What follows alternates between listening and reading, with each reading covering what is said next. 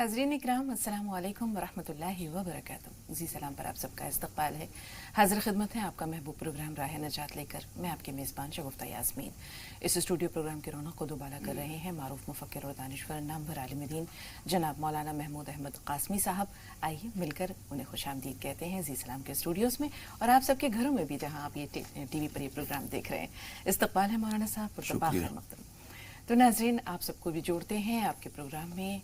गुज़श्ता 2 दिनों से शादी ब्याह से मुताल्लिक़ बहुत सारी बातें हमारे मौजू का हिस्सा बनी हुई हैं, गुफ्तगू का हिस्सा बनी हुई हैं। इसी सिलसिले को आगे बढ़ाते हुए आज जो उन्वान हमने मुंतखब किया है वो है निकाह को आसान करो। नाज़रीन एक छोटे से वाक़े से अपनी गुफ्तगू का आगाज़ करते हैं कि बगदाद के खलीफा को अपने बेटे यानी शहज़ादे के लिए एक लड़की का रिश्ता दरकार था। तो उन्होंने पूरे शहर में ये ऐलान करवा दिया कि इस शहर में जितनी भी कुरान पाक की हाफिज़ा हैं वो उनके घर वाले अपने घर की खिड़कियों में एक एक शम्मा रोशन कर दें रात के वक्त। तो जब रात हुई तो पूरा शहर रोशनी से जगमगा रहा था। हर मकान की, हर घर की खिड़की में एक शम्मा रोशन थी। अब खलीफा की जो तलाश थी वो मज़ीद बढ़ गई क्योंकि उन्होंने देखा कि काफ़ी तादाद में ऐसी लड़कियां हैं जो माशाअल्लाह कुरान पाक की हाफ़िज़ा है, बल्कि हर घर में शम्मा रोशन है। तो उन्होंने अगले दिन ये मुनादी करवाई कि मुअत्ता इमाम मालिक की रहमतुल्लाह अलैह की जो हाफ़िज़ा हैं आज वो लोग अपने घर की खिड़कियों में शम्मा रोशन कर दें। तो उस दिन भी तकरीबन आधे शहर की खिड़कियाँ रोशन थीं। ये वो ज़माना था जब लोगों ने दीन को अपना मियार बना रखा था। दीन जो है वो बुनियादी तरजीह थी, चाहे लड़का हो चाहे लड़की हो, दीनदारी को हमेशा फ़ौक़ियत दी जाती थी। बहुत खूबसूरत ये ज़माना था, बहुत खूबसूरत वो दौर था। आज अगर इस वाक़े के तनाज़ुर में कोई इस तरह का ऐलान करा दिया जाए तो हम देखेंगे कि बहुत कम घर होंगे जो इस बुनियाद पर रोशन होंगे जहाँ कुरान पाक की हाफ़िज़ा हैं। और अगर दूसरे ऐलान को शर्त बना दी जाए तो शायद पूरा घर ही तारीख होगा, पूरा शहर ही तारीख होगा। तो आज दीनदारी को क्यों हमने पसे पुश्त डाल दिया है, लड़का हो चाहे लड़की हो, हम इस चीज़ को क्यों फरामोश कर देते हैं कि बुनियादी चीज़ यही है। जैसे कि रसूल पाक सल्लल्लाहु अलैहि वसल्लम ने भी फरमाया है कि अगर कोई शख्स तुम्हारी लड़की के रिश्ते के लिए तुम्हारे पास आए और उसके दीन और अखलाक से तुम मुतमईन हो तो उसके साथ अपनी बेटी या बहन का रिश्ता कर दो, शादी कर दो, वरना एक ज़मीन पर ऐसा फितना और फसाद बर्पा होगा जिसकी कोई नज़ीर नहीं मिलती, यानी अजीम फसाद बर्पा होगा। तो आज उस तरह के नमूने हमें देखने को मिल रहे हैं। जो वाक़यात हमारे सामने आते हैं, जो हालात हमारे पेश नज़र हैं, उनमें जो तलाक़ की नौबत आती है, जो रिश्तों में बिगाड़ है, उसकी वजह यही है कि हमने दीन को फरामोश कर दिया है। तो मौलाना साहब इसी बात से सवाल का सिलसिला जो है वो शुरू करते हैं कि लड़के की या लड़की की शादी के वक्त जो बुनियादी चीज़ें पेश नज़र रखी जाती हैं वो क्या होनी चाहिए और निकाह को आसान बनाने के लिए क्या इक़दाम ज़रूरी हैं? अस्सलामु अलैकुम व रहमतुल्लाहि व बरकातुहू। हामिदन व मुसल्लियन अम्मा बाद फ़क़द क़ाल अलैहि अस्सलातु वस्सलाम अवलिमु वलौ बिशातिर। नाज़रीन किराम, निकाह और शादी ब्याह ये तमाम अंबिया किराम की सुन्नत है। अल्लाह रब्बुल इज़्ज़त ने सैयदना आदम अलैहिस्सलाम को अपने दस्ते क़ुदरत से तख़लीक़ फ़रमाया है और बनाया है, और आपकी बाएँ पसली से माए हव्वा को बनाया और बनाने के बाद उनकी ज़ौजियत में उनको दिया और फिर वहाँ से नस्ल इंसानी पूरी कायनात में, पूरी दुनिया में फैली हुई। जितने भी मज़ाहिब हैं और हर मज़ाहिब का अगर आप मुताला करेंगे, इस दुनिया में जितनी कौमें हैं तमाम कौमों को अगर आप देखेंगे तो हर कौम में शादी ब्याह का रिवाज है। ये और बात है उनके अपने जो रस्म व रिवाज हैं वो अपने एतबार से करते हैं, लेकिन दुनिया का अक्सर तबका ऐसा है जो इफ़्फ़त व पाकदामनी के साथ में रहना चाहता है और शादीशुदा ज़िंदगी अख्तियार करके रहना चाहता है। लेकिन आज शादी ब्याह के लिए, निकाह के लिए हमारा जो स्टेटस है और हमारे जो मुतालिबात हैं और हमारे जो डिमांड हैं वो इतने ज़्यादा ऊपर हो चुके हैं कि एक अच्छी खासी उम्र स्टेटस को तलाश करने में, डिमांड को पूरा करने और करवाने ही में लग जाती है। एक वक्त ऐसा भी आता है कि आप उस तलाश में, जुस्तजू में कि आपके स्टेटस का और आपके लेवल का आदमी मिले तब आप निकाह करेंगे, तो एक लंबी उम्र इसमें खर्च हो जाती है। फिर आगे चल कर के ये नौबत आ जाती है कि चलो भाई जहाँ भी मिल जाएगा वहाँ कर लेंगे, और फिर उसमें भी आदमी दुनिया भर के नुक्ते तलाश करता है और निकालता है। फिर हालात यहाँ तक आ जाते हैं کی، اور ہم نے دیکھا بھی ہے کہ بس نکاح ہو جائے، شادی ہو جائے، جہاں بھی ہو جائے وہاں کر لیا جائے گا۔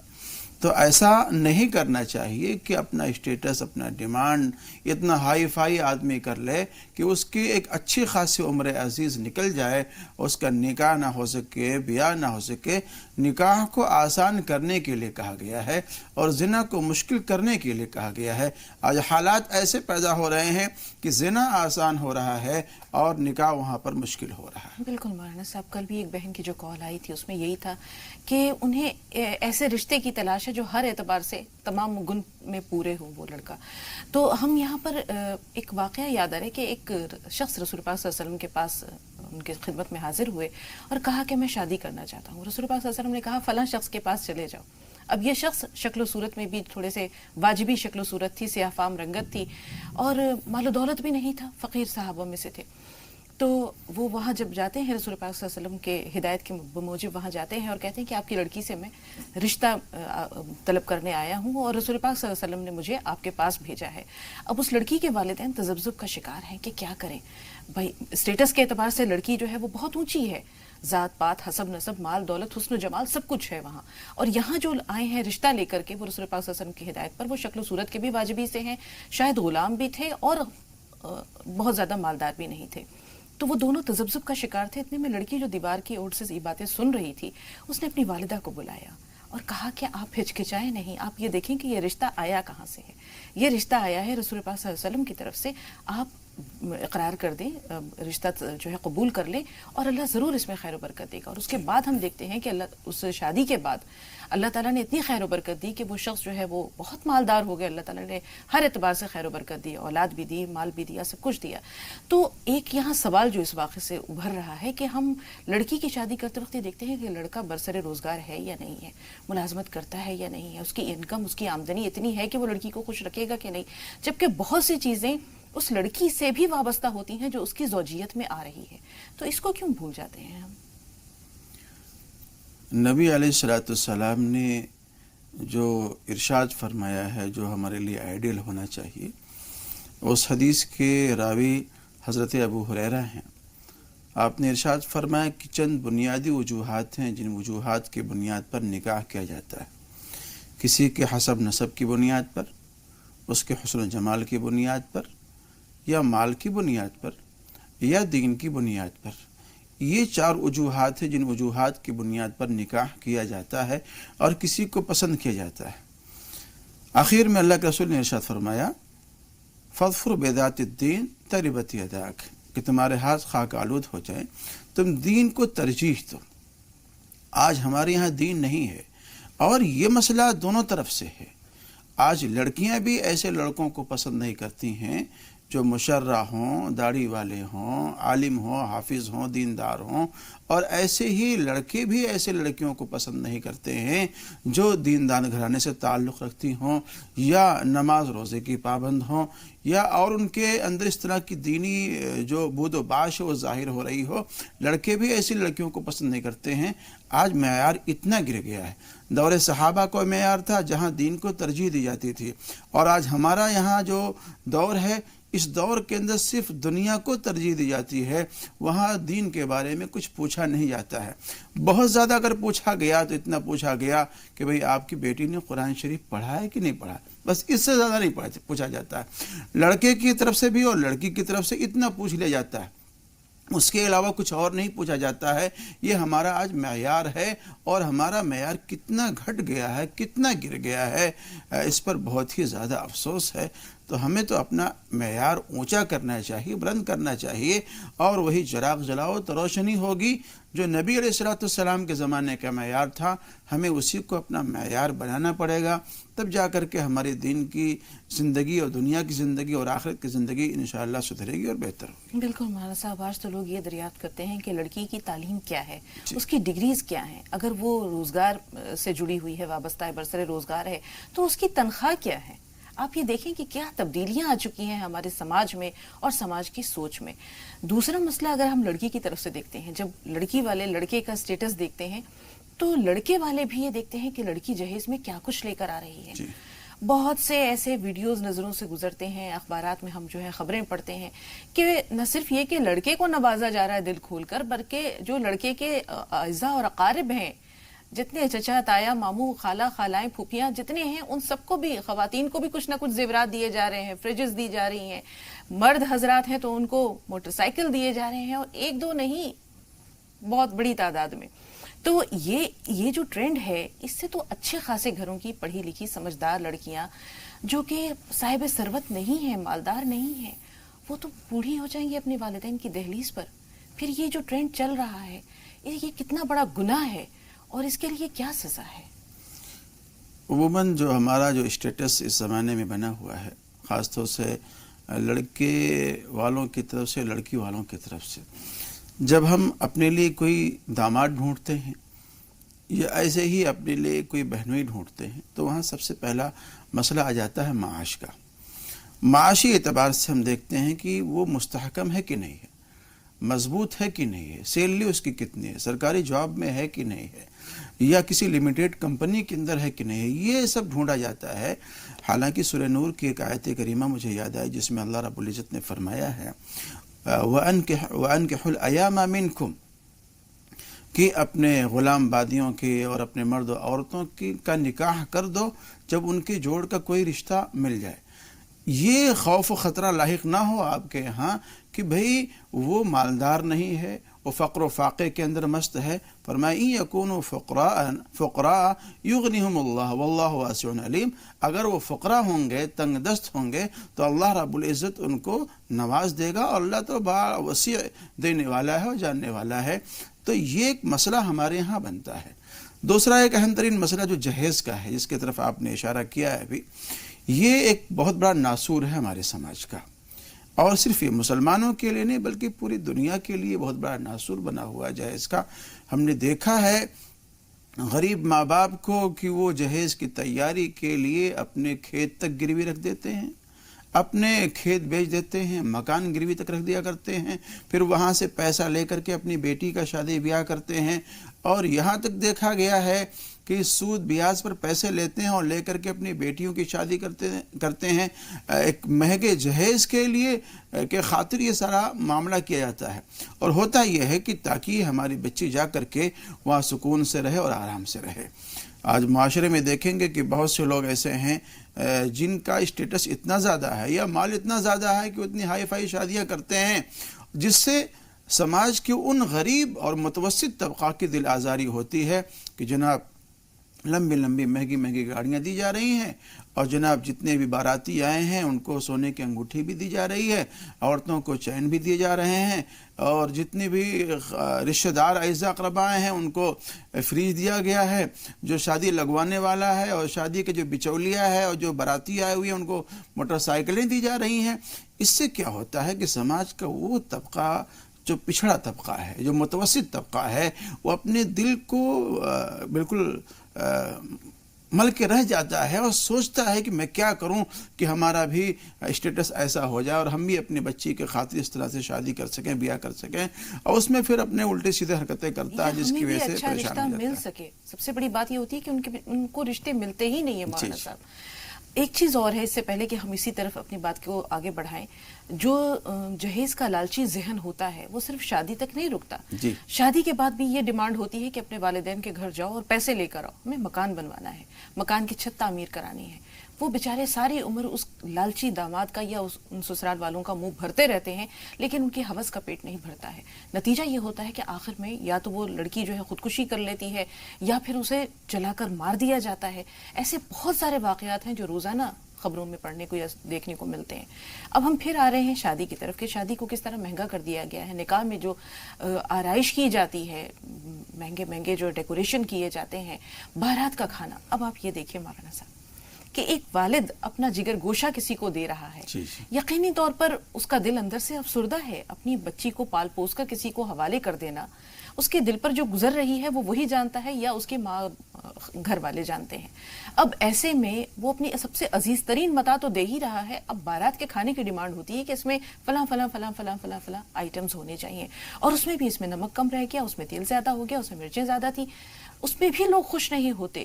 تو یہ جو اسراف اور تبذیر ہے، جب قرآن پاک نے کہا ہے کہ اسراف اور تبذیر نہ کرو، ان المبذرین کانوا من اخوان الشیاطین، کہ اسراف کرنے والے جو ہیں وہ شیاطین کے بھائی ہیں. تو پھر ہم آ رہے ہیں اسلامی معاشرے کی طرف کہ کمی تو ہمیں پھر بھی نظر نہیں آتی. دیکھیے شادیوں کے اندر جو ڈیکوریشن پہ خرچ کیا جا رہا ہے یا مینو پر جو خرچ کیا جاتا ہے، کھانے وغیرہ پہ خرچ کیا جاتا ہے، اگر آپ سیرت رسول کا مطالعہ کریں، صحابہ کی زندگی میں دیکھیں تو صحابہ کی زندگی میں سیرت رسول میں کوئی ایسا نمونہ ہمیں نہیں ملتا ہے. نبی کی زندگی میں جو نمونہ ملتا ہے اس کے بارے میں فرمایا گیا اعلنوا النکاح وجعلوها فی المساجد، کہ نکاح کو اعلان کر کے کرو اور اس کا انعقاد مسجدوں میں کیا کرو. دیکھیے ہمارا رجحان کہاں جا رہا ہے. نبی کی سنت تو یہ ہے کہ نکاح مسجد میں ہونا چاہیے، اور ہمارا طریقہ یہ ہے کہ نہیں جناب ایک خوبصورت پنڈال میں ہونا چاہیے اور کمیونٹی سینٹر میں ہونا چاہیے اور اچھے خاصے ڈیکوریشن میں ہونا چاہیے، سجا ہوا اسٹیج ہونا چاہیے. ہمیں ایسے ماحول میں نکاح کرنا ہے. نبی کی سنت تو مسجد میں نکاح کرنے کی ہے، اور ہماری سنت جو بنتی جا رہی ہے اچھے اور ڈیکوریشن والے اسٹیج پہ نکاح کرنے کی بن رہی ہے. آپ دیکھ لیں عیسائیوں کے ہیں، عیسائی لوگ آج بھی اپنے شادی بیاہ چرچوں میں کرتے ہیں، چاہے ان کا کوئی راجہ ہو چاہے مہاراجہ ہو. ان کے ہاں یہ تقدس، ان کے ہاں یہ عظمت آج باقی ہے، لیکن مسلمانوں کے اندر یہ موجود نہیں ہے. اور پھر یہ بھی کہیں نہیں ملتا ہے نبی کی سیرت کے اندر کہ لڑکی والے پر یہ بوجھ ڈالا جائے کہ پلاؤ چاہیے اور فلاں چاہیے اور فلاں چاہیے فلاں چاہیے. بیچارہ اپنی بیٹی دے رہا ہے، پال پوس کے دے رہا ہے. ہاں جس کا گھر بس رہا ہے، جس کے ہاں وہ بیٹی جا رہی ہے، اس پر یہ بات واجب ہوتی ہے کہ اپنی اس گھر کے بساؤ کے خوشی کے اندر وہ ولیمہ کرے. نبی علیہ الصلوۃ والسلام نے فرمایا اولم ولو بشاۃ، کہ چاہے ایک بکری ہی کے ذریعے کیوں نہ ہو لیکن ولیمہ کرنا چاہیے. تو ولیمے کو نبی نے سنت قرار دیا ہے، لیکن شادی کا کھانا اور لڑکی کی طرف سے کھانا مہیا کرایا جائے لوگوں کو، باراتیوں کو اور تمام لوگوں کو، یہ کہیں سے نبی کی سیرت میں ثابت نہیں ہے. یہ سراسر ناانصافی ہے، ظلم ہے. لڑکی کے باپ کے کندھوں پر ایک بہت بڑا بوجھ ہے جو ہمارے ظالم سماج نے اس پر ڈالا ہوا. بالکل صاحب، آپ نے عیسائیوں کی جو شادی کا ذکر کیا، ایک پہلو تو آپ نے دکھایا کہ واقعی انہوں نے آج بھی اپنی رسموں کو، روایتوں کو مضبوطی سے پکڑ رکھا ہے. دوسرے آپ یہ دیکھیے کہ پادری کا تقدس کتنا انہوں نے بحال کر رکھا ہے، کہ وہ خود جاتے ہیں، چاہے وہ راجہ ہے، مہاراجہ ہے، شہزادہ ہے، شہزادی ہے. اول تو وہ چرچ کو اہمیت دے رہے ہیں، اور دوسرے اپنے پادری کی جو راہب کی تقدس کو ملحوظ رکھ رہے ہیں کہ ہم آئیں گے آپ کے پاس. آپ کا یہ مقام اور مرتبہ نہیں ہے کہ آپ ہمارے پاس آئیں. ہمارے ہاں ہم نے علماء کو کیا مقام دے رکھا ہے کہ وہ بیچارے آتے ہیں لڑکی والوں کے پاس. تو یہ چیز تو دھیان میں رکھنی چاہیے کہ جو قوم اپنے علماء کی عزت نہیں کرتی وہ بہت جلدی جو ہے وہ زوال کا شکار ہوتی ہے. اب ہم آ رہے ہیں اس طرف جہاں اپنے رسول پاک صلی اللہ علیہ وسلم کے زمانے کا ذکر کیا. حضرت علی کرم اللہ وجہ اور حضرت فاطمہ کی شادی کا جو واقعہ ہے وہ بھی آپ کے پیش نظر ہے. رسول پاک صلی اللہ علیہ وسلم دونوں کے کفیل ہیں. جی جی، حضرت علی کے کفیل بھی ہیں، حضرت فاطمہ جو ہے آپ کی جگر گوشہ بھی ہیں، آپ کی بیٹی بھی ہیں. تو آپ نے خود حضرت فاطمہ کے لیے کچھ خرچ نہیں کیا، حضرت علی سے دریافت کیا تمہارے پاس کچھ ہے؟ تو انہوں نے کہا کہ ہاں میرے پاس ایک زرہ ہے. کہا اسے بیچ دو یا گروی رکھو. اب زرہ اس زمانے میں کتنی قیمتی ہوتی تھی، کسی وقت بھی جنگ ہو سکتی ہے تو وہ جان بچانے کے کام آتی ہے. آپ بازار میں لے کر جاتے ہیں یا آپ کی ملاقات حضرت عثمان سے ہوتی ہے تو حضرت عثمان اسے خرید لیتے ہیں. اور خرید لیتے ہیں اس لیے کہ اگر وہ اس کو کہتے کہ آپ اپنے پاس رکھیے مجھ سے کچھ لے لیجیے تو حضرت علی کی دل آزاری ہوتی. حضرت عثمان نے اسے خرید لیا، پیسے آپ کو دیے.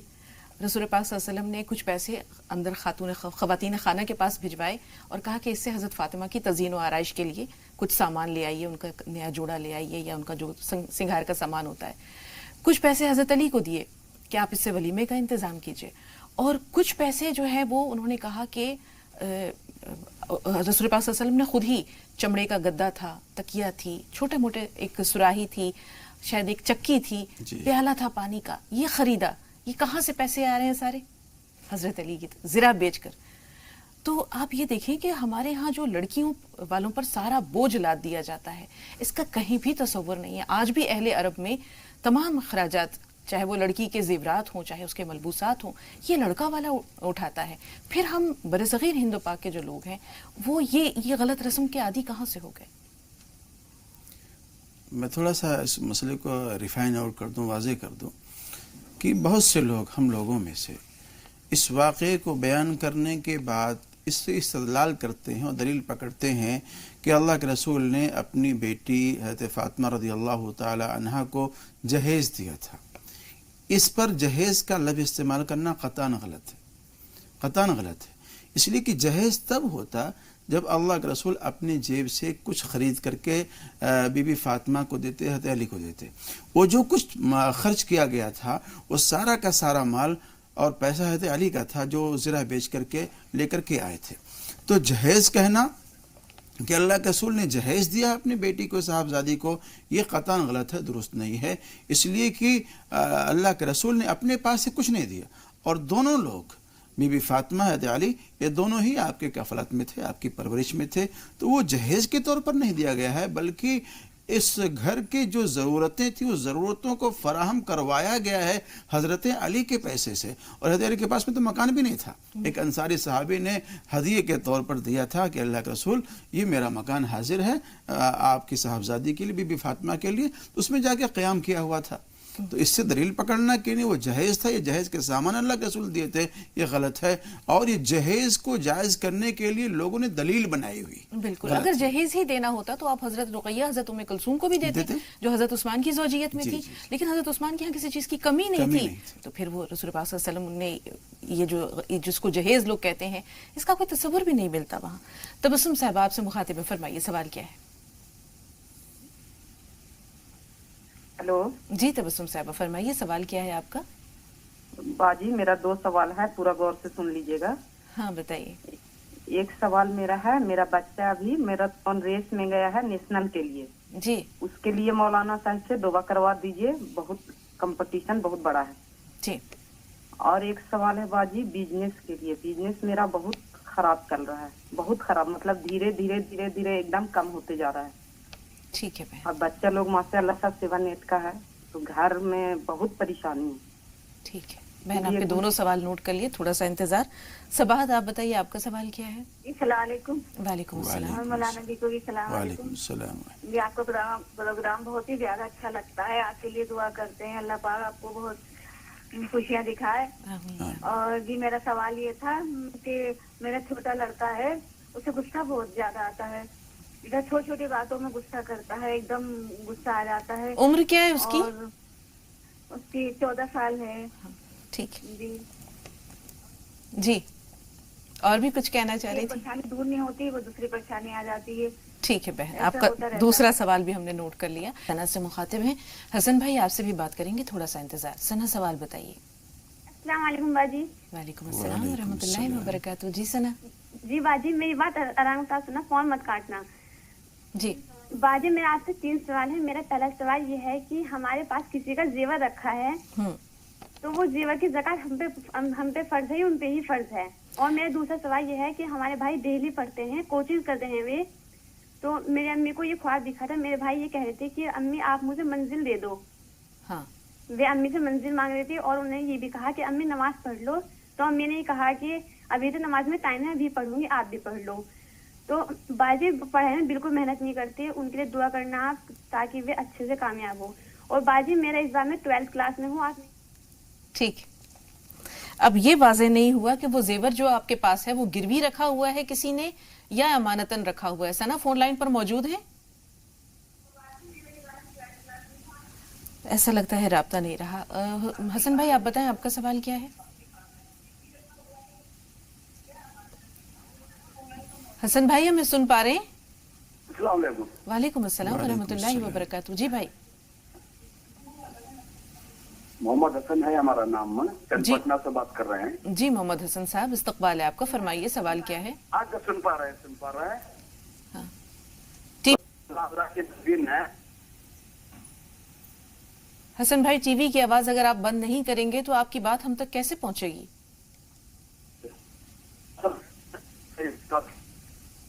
حسن بھائی سن پا رہے ہیں ہمیں؟ رابطہ نہیں رہا. ہم بار بار اپنے ناظرین سے کہتے ہیں کہ جب آپ کال کریں تو براہ کرم جتنی دیر آپ سوال بیان کر رہے ہیں صرف اتنی دیر کے لیے اپنے ٹیلی ویژن کی آواز میوٹ کر دیجئے، بند کر دیجئے. اب یہاں کئی سوال ہیں مولانا صاحب ہمارے پاس. جیسے تبسم صاحبہ نے یہ بتایا کہ بزنس اور ان کا روزگار جو ہے وہ بالکل ختم ہوتا جا رہا ہے، اس کے لیے کوئی دعا بتا دیجئے. اس کے لیے سورہ واقعہ کی تلاوت کا اہتمام کریں. جی مغرب کی نماز کے بعد یا عشاء کی نماز کے بعد میں، جی یا اگر کوئی فیکٹری ہے، کوئی کارخانہ ہے، یا کوئی اس طرح سے دکان وغیرہ ہے، تو اپنے شوہر سے بولیں کہ وہ 3 مرتبہ روزانہ اپنی دکان میں، فیکٹری میں بیٹھ کر کے سورہ مزمل 3 مرتبہ پڑھ لیا کریں، انشاءاللہ فائدہ ہوگا. بیٹے کی کمپٹیشن کے لیے اس کے لیے حسبنا اللہ و نعم الوکیل، اس کا خود بھی ورد کریں اور اپنے بچے کو بولیں کہ وہ بھی اس کو ورد کرتے رہیں. سباحت کا 14 سال کا بیٹا ہے، بہت غصہ آتا ہے اسے، کیا کیا جائے اس کے؟ ان کی والدہ محترمہ سے درخواست یہ ہے کہ لفظ یا بر اس کو 200 مرتبہ پڑھیں، پانی میں دم کر کے اپنے بچے کو پلائیں، انشاءاللہ بچہ فرما بردار بھی ہوگا، جو غصہ ہے وہ غصہ کم ہوگا انشاءاللہ.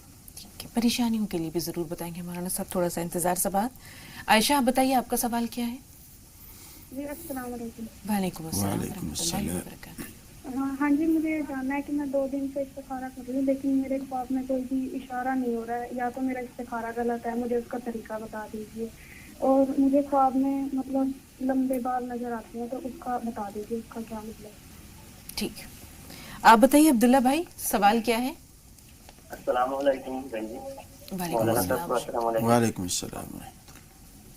مولانا صاحب سے ایک سوال ہے میرا.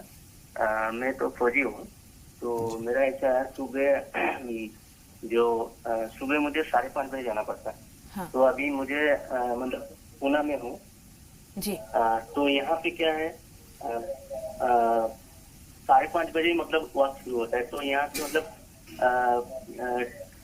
جب میں نے یہاں سے نکلتا ہوں نا، جی تو فجر کا وقت شروع ہوتا ہے. ٹھیک تو ہے، اگر میں فجر نماز پڑھنے جاتا ہوں تو لیٹ ہو جاتا ہے، ٹھیک ہے، ایسی مطلب صورت میں میرا کیا کیا جائے؟ کیمپ میں پہنچنے کے لیے. ٹھیک تو ہے اس حالت میں کیا کروں؟ جی بہت بہتر ہے. جی مولانا صاحب کیا کیا جائے؟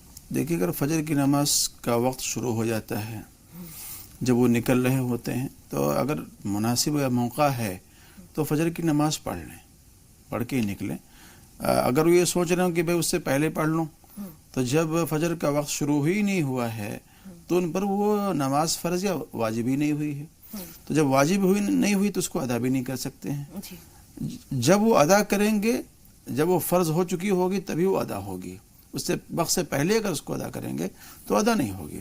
اس لیے وہ تھوڑا سا گنجائش اور موقع دیکھ لیں اپنے لیے کہ جیسے وقت شروع ہوتا ہے فجر کا، اسی وقت میں فوراً پڑھیں اور فوراً نماز پڑھ کر کے نکل جائے گا. اور اگر صرف جیسے بہت ہی زیادہ وقت تنگ ہو رہا ہے، صرف فرض ادا کر دیں تو؟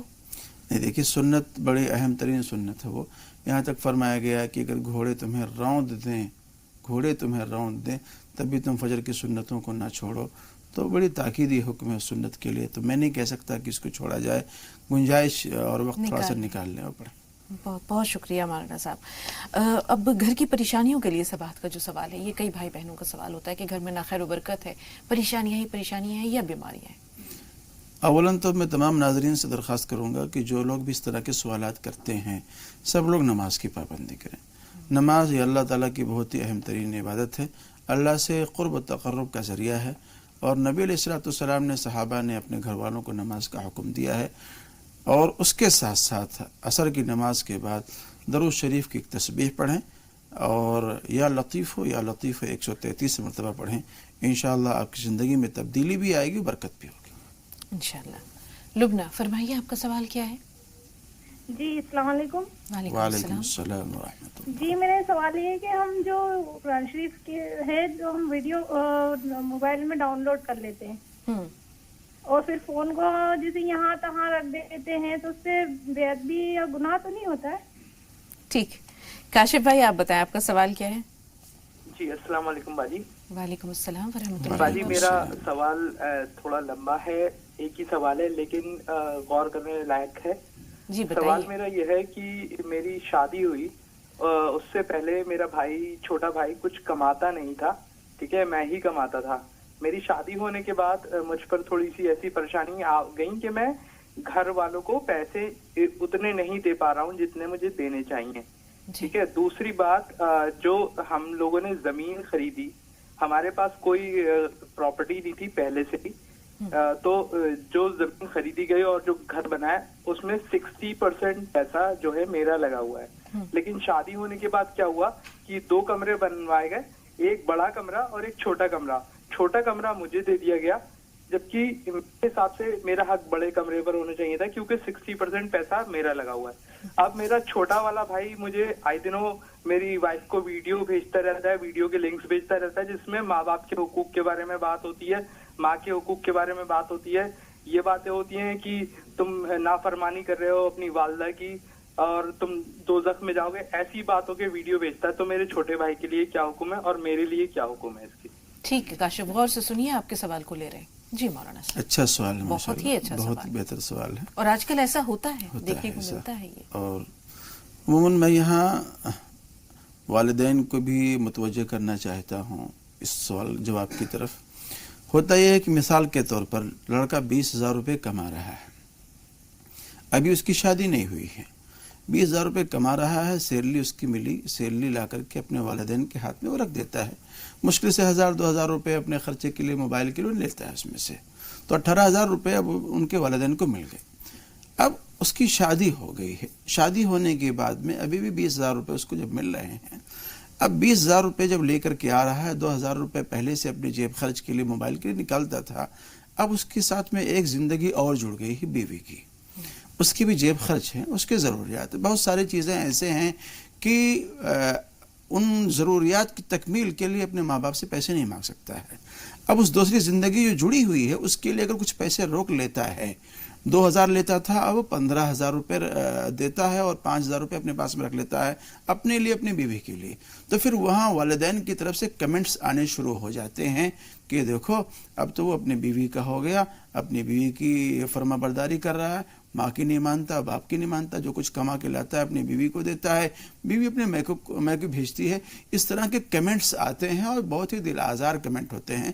ماں باپ کو یہاں سوچنا چاہیے کہ اب اس کے ساتھ میں ایک لائف جڑ گئی ہے, اس کے ضروریات, اس کے خرچے اس کو پورا کرنا ہے. تو ماں باپ کو یہاں اپنا دل وسیع کرنا چاہیے, اور اگر بچے پورے پیسے لا کر کے دیں تو بھی یہاں ماں باپ کو رک کے کہنا چاہیے کہ بیٹا اب تمہاری بیوی بھی ہے, یہ تمہارے جو خرچہ تھا وہ رکھ لو, اور اپنے بہو کے لیے اور بیگم کے لیے بھی یہ خرچہ رکھ لو. اس طرح سے دل وسیع کر کے کرنا چاہیے بچوں کے ساتھ میں معاملہ. تو بچوں کا جب دل بڑھے گا تو جہاں آج وہ 20,000 روپے دے رہا ہے, کل کو جب اس کی 25,000 روپے ہو جائے گی تو آگے چل کر کے گھر کے خرچے کے لیے اور بڑھا کر کے وہ دینا شروع کرے گا. اب یہ جو مکان کا مسئلہ ہے مولانا صاحب, 60% اس مکان میں پیسے کاشف کے ہیں, اب برابر کی حصے داری ہو رہی ہے یہاں, آپ یہ دیکھیں کہ یہ انصاف ہے. دیکھیے بات انصاف کی ہے کہ اگر وہ مشترکہ مکان ہے, مشترکہ مکان ہے, ابھی بٹوارہ نہیں ہوا ہے, تو مشترکہ مکان میں ایک مسئلہ ہوتا ہے. یہ پہلے سے باپ کو یہ طے کر دینا چاہیے حصص کے بارے میں کہ بھائی تم اگر لگاؤ گے تمہارا اتنا ہوگا, تم یہ لگاؤ گے تو اتنا ہوگا. عموماً آج ہمارے یہاں جو غلط فیصلے ہو جاتے ہیں کہ ایک بچہ ہے, بیٹا جو چھوٹا والا کچھ بھی نہیں کماتا ہے, 2 بیٹے کما رہے ہیں, آخر میں جب وہ بٹوارہ ہونے والا ہوتا ہے تو اس مکان میں, فیکٹری میں چھوٹے بچے کا کوئی حصہ نہیں ہوتا, وہ تو پڑھ ہی رہا ہوتا ہے, تبھی بٹوارہ ہو جاتا ہے. تو یہ سوالات آتے ہیں کہ بھئی ہم نے تو سب کچھ کیا ہے, پوری زندگی داؤں پہ لگائی ہوئی ہے, تو ہم کو یہ مل رہا ہے اور چھوٹے والوں کو بھی اتنا مل رہا ہے. تو یہاں باپ کی ذمہ داری بنتی ہے کہ جب اس طرح کی چیزیں بن رہی ہوں تو وہاں باپ پہلے سے اس مسئلے کو طے کر دے, پھر یہ اختلافات نہیں ہوں گے. اور وہاں یہ چاہیے بڑے بھائی کو کہ تھوڑا سا ایثار کے ساتھ میں ترجیحی معاملے کو لے کر کے, اگر اس طرح کا معاملہ ہوا ہے تو چھوٹا بھائی ہے, ایثار کے ساتھ میں, محبت کے ساتھ میں کام کریں. آپ چھوٹا لے لیں, اس کو بڑا دے دیں, اللہ آپ کے کمائی میں برکت دے گا تو انشاءاللہ بڑا ہو جائے گا آپ کے پاس میں انشاءاللہ. شگفتہ صاحبہ فرمائیے, آپ کا سوال کیا ہے؟ السلام علیکم. وعلیکم السلام. یہ پوچھنا تھا کہ مولانا صاحب سے کہ نماز میں کون کون سی چیزیں واجب ہیں؟ ٹھیک ہے, زاہد بھائی آپ بتائیں سوال کیا ہے؟ جی السلام علیکم. وعلیکم السلام. جی بھائی. جی میرا سوال یہ ہے کہ جیسے کھیتی خود سے نہیں کر رہے ہیں, کسی اور کو دے دیا گیا اور اس سے معینہ کر دیا گیا ہے کہ سال میں اتنا کیجی اناج لیں گے, تو یہ کیا جائز ہے یا کیا ہے اسلام کے نظریے سے؟ ٹھیک ہے, غور سے سنیے زاہد بھائی. جی مولانا صاحب. ہاں نہیں, اس طرح کے ہیں رواج ہے وہاں پر. جی گاؤں وغیرہ کتنا چلتا ہے کہ بہت سے لوگ شہر میں رہتے ہیں تو کھیتی نہیں کر پاتے, ان کی کھیتیاں گاؤں وغیرہ کے اندر ہوتی ہے تو بٹائی پہ دے دیتے ہیں ہم لوگ کہ بھئی آپ ہم کو اتنا دے دینا اور بقیہ جتنا بھی منافع ہوگا وہ آپ لے لینا. بقیہ وہ طے ہوتا ہے اس میں کہ بھئی کھاد اور سچائی وچائی سب آپ کی ہوگی اور آپ ہم کو اس کو دیتے نا. تو اس طرح سے چل رہا ہے اور اس میں کوئی قباحت نہیں ہے. درست. جی اسی طرح ایک سوال ثنا کا ہے کہ کسی نے زیور ان کے پاس رکھوائے ہیں, اب یہ سمجھ میں نہیں آ رہا وہ امانتاً ہے یا گروی ہے, تو ایسے میں زکوٰۃ کون دے گا؟ دیکھیے زکوٰۃ تو جس کا وہ مال ہے وہی دے گا, جس کا مال ہے وہ زکوٰۃ وہی دے گا. اگر گروی بھی ان کے پاس میں رکھا ہوا ہو جی یا اگر وہ امانتاً رکھا ہوا ہو تو جس کا مال ہے وہ زکوٰۃ اسی پر واجب ہے اور یہ ادا کرے. جی اب بھائی ان کا پڑھائی میں دل نہیں لگا تھا, خواب انہوں نے دیکھا کہ وہ منزل مانگ رہا ہے, پھر والدہ سے نماز کے لیے کہہ رہا ہے, تو والدہ کہہ رہی ہیں پہلے تم نماز پڑھو, تعبیر کیا ہے؟ تعبیر اس کی یہی ہے اور صاف بات ہے اس میں کہ خود اس بچے کو بھی نماز کی طرف متوجہ ہونا چاہیے, والدین کو بھی. اور میں یہ عرض کر دوں اس بات کو کہ اگر آپ یہ چاہیں کہ اللہ کو چھوڑ کر کے دنیا اور آخرت کی کامیابی آپ اپنے مقدر کر لیں, ایسا نہیں ہو سکتا ہے. دنیا کی کامیابی اور آخرت کی کامیابی کے لیے اللہ کی رضا ضروری ہے, اور اللہ کی رضا کے لیے سب سے اہم ترین چیز نماز ہے, تو نماز کو قائم کرنا چاہیے. بالکل. جمال بھائی فرمائیے سوال کیا ہے؟ جی السلام علیکم. وعلیکم السلام. جی بھائی. جی مولانا صاحب سے میرا سوال ہے کہ استغفار کرنے کے لیے تو صرف استغفر اللہ پڑھ سکتے ہیں؟ استغفر اللہ استغفر اللہ استغفر اللہ. اور دوسرا سوال یہ ہے کہ دشمنوں سے, ان کی حسد سے اور ان کی شر سے بچنے کے لیے اللہم انا نجعلک فی نحورہم ونعوذ بک من شرورہم, یہ دعا پڑھ سکتے ہیں. اور ایک حسبی اللہ لا الہ الا هو علیہ توکلت وہو رب العرش العظیم, تو یہ مولانا صاحب بتا دیں یہ دعائیں پڑھ سکتے ہیں؟ ٹھیک ہے. حسن بھائی آپ بتائیں آپ کا سوال کیا ہے؟ السلام علیکم ورحمۃ اللہ وبرکاتہ. وعلیکم السلام ورحمۃ اللہ وبرکاتہ. جی پٹنہ سے بات کر رہے ہیں ہمیں. جی استقبال ہے آپ کا بھائی. مفتی صاحب سے ہمارا ایک سوال ہے. ہاں کیا یہ شادی شدہ اب جو گرانٹس ہو رہے ہیں, جو بے پردگی کی شادی ہو رہی ہے, ہاں وہ کیا اللہ اور اللہ کے نبی کے نافرمانی کے برابر ہے؟ نہیں. بہت اچھا سوال ہے. شادیوں میں جو بے پردگی ہے مولانا صاحب اس کے بارے میں جاننا چاہتے ہیں. ہاں بے پردگی کا تو سیلاب ہے شادیوں کے اندر, اور عجیب و غریب ایک تماشا ہوتا ہے شادیوں کے اندر. تو درخواست بھی ہے ناظرین سے کہ اپنی شادیوں کو سادہ کریں, اور اپنی ماں اور بہنوں سے بھی درخواست ہے کہ کم سے کم باپردہ ہو کر کے جائیں. اور جو منتظمین شادی ہوتے ہیں ان سے میری درخواست ہے کہ کم سے کم اگر آپ اتنا بڑا پروگرام کر رہے ہیں تو کم سے کم عورتوں کے لیے ایک معقول الگ سے انتظام کیا کریں جہاں مردوں کی کم سے کم انٹری نہ ہو. جی جمال بھائی نے جو سوالات کیے ہیں بہت اچھے سوال ہیں. استغفر اللہ کے بارے میں ہے کہ کیا صرف استغفر اللہ کہہ سکتے ہیں؟ جی پڑھ سکتے ہیں اس کو. اسی طرح دشمنوں کے حسد سے بچنے کے لیے اللہم انا نجعلک فی نحورہم ونعوذ بک من شرورہم. اسی طرح ایک اور انہوں نے حسبی اللہ. تو یہ تمام چیزیں صحیح ہیں؟ بہت بہتر ہے ماشاء اللہ, اور آپ اس کو ورد جاں بنائیں, اس کو پڑھیں, انشاءاللہ العزیز فائدہ ہوگا. دشمنوں کے شر سے محفوظ رہیں گے. اور جہاں تک استغفار کی بات ہے, ایک چھوٹا استغفار استغفر اللہ, اگر اس کو تھوڑا سا اور لمبا کر لیں استغفر اللہ ربی من کل ذنب واتوب الیہ, تب بھی کوئی حرج نہیں ہے, بہتر ہے ماشاءاللہ. مولانا صاحب سوالات کئی ہیں. استخارے کا طریقہ, اور اگر استخارہ 2 دن انہوں نے کیا, نماز استخارہ پڑھی ہے اور کچھ دکھائی نہیں دیا, تو کیا اشارہ ہے؟ اگر کچھ دکھائی نہیں دیا, فیصلہ نہیں ہو پا رہا ہے, تو اس استخارے کے عمل کو بڑھا لیں. اور استخارہ تو بس 1-2 رکعت نماز پڑھنا ہے استخارے کی نیت سے. اس میں ایک دعا بھی آتی ہے اللہم انی استخیرک بعلمک واستقدرک بقدرتک, اگر یاد ہو تو یہ پڑھ لیں. اگر یہ نہ یاد ہو تو کم سے کم 2 رکعت نماز پڑھ کر کے کسی سے بات نہ کریں, سو جائیں, اور صبح اٹھنے کے بعد میں جو فیصلہ آیا آپ کے دماغ میں یس یا نو, اس کام کو کریں. لمبے بال دکھنا خواب میں یہ مولانا صاحب بہتر ہے, کوئی حرج نہیں. جی عمرہ فرمائیے آپ کا سوال کیا ہے؟ عمرہ ہمیں سن پا رہی ہیں آپ؟ جی السلام علیکم. وعلیکم السلام. جی بہن فرمائیے. جی میں 12th میں ہوں اور میرا اس سال بورڈ ایگزامس ہے. میرے 2 بھائی بہنوں کا اور ہے. جی بہن چھوٹی 10th میں ہے اور بھائی 7 کا 12th میں ہے. تو میں یہ پوچھنا چاہتی تھی کہ ہم اچھے ہائیسٹ مارکس لانا چاہتے ہیں, تو اس کے لیے دعا پوچھنی تھی. ٹھیک ہے. اب میری ماشاء اللہ سے 10th میں بھی اچھی تھی, اب اور لانا چاہتی ہوں میں, اس لیے. اور دوسرا یہ تھا کہ میری چھوٹی بہن کا پڑھائی میں من نہیں لگتا بالکل بھی. ٹھیک ٹھیک ہے, تھوڑا سا انتظار. نسرین آپ بتائیے آپ کا سوال کیا ہے؟ السلام علیکم باجی. وعلیکم السلام. جی بہن.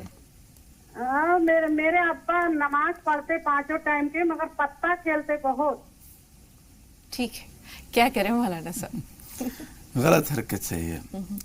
بہت سے لوگ اس کو ٹائم پاس کہتے ہیں جی. یہ بھی غلط ہے. اگر آپ کو ٹائم پاس کرنا ہے تو آپ تاش، گنجفہ، شطرنج وغیرہ میں نہ کریں، بلکہ اپنا ٹائم پاس کریں اللہ کی بندگی میں، اللہ کی عبادت میں. اور جو آپ نماز پڑھ رہے ہیں اس کو آپ ایک طرح سے عقارت کر رہے ہیں، یہ غلط بات ہے. مولانا صاحب سوالات کئی ہیں. قرآن پاک کے جو ویڈیوز موبائل میں ہوتے ہیں بے حرمتی ہوتی ہے ان سے؟ ظاہر سی بات ہے، اگر اس میں قرآن شریف وغیرہ ہے تو اس کا احترام کرنا چاہیے، اس کو ادھر ادھر نہیں رکھنا چاہیے. جی. اب ہمیں ایگزامز کے بارے میں، کیونکہ یہ سوال ثنا کا بھی ہے، یہ عمرہ کا بھی ہے، اچھے نمبرز لانے کے لیے ایگزامز میں کیا کریں؟ ان بچوں سے، عزیزوں سے میری درخواست یہ ہے کہ اولاً محنت سے اسٹڈی کریں، جس کتاب کو پڑھیں وہ اس نیت سے پڑھیں کہ اگر ہم کو پڑھانے کا موقع مل جائے تو ہم اس کو پڑھا دیں گے. نماز کے اہتمام کے ساتھ ساتھ اپنے داہنے ہاتھ کو پیشانی پہ رکھیں اور 11 مرتبہ یا قویو یا قویو یا قویو پڑھیں، اور رب اشرح لی صدری اس کو بھی پڑھیں 11 مرتبہ، انشاءاللہ فائدہ ہو. نماز کے واجبات کیا ہے مولانا صاحب؟ یہ آخری سوال ہے آج کا. دیکھیں، نماز کے واجبات بہت سے لوگ سورہ فاتحہ بھی یہ واجبات میں سے ہے، اور ایسے بھی قاعدہ ہے اور قومہ ہے، یہ ساری کی ساری چیزیں واجبات میں سے ہیں. اگر یہ چھوٹ جائیں گے تو پھر نماز نہیں ہوگی.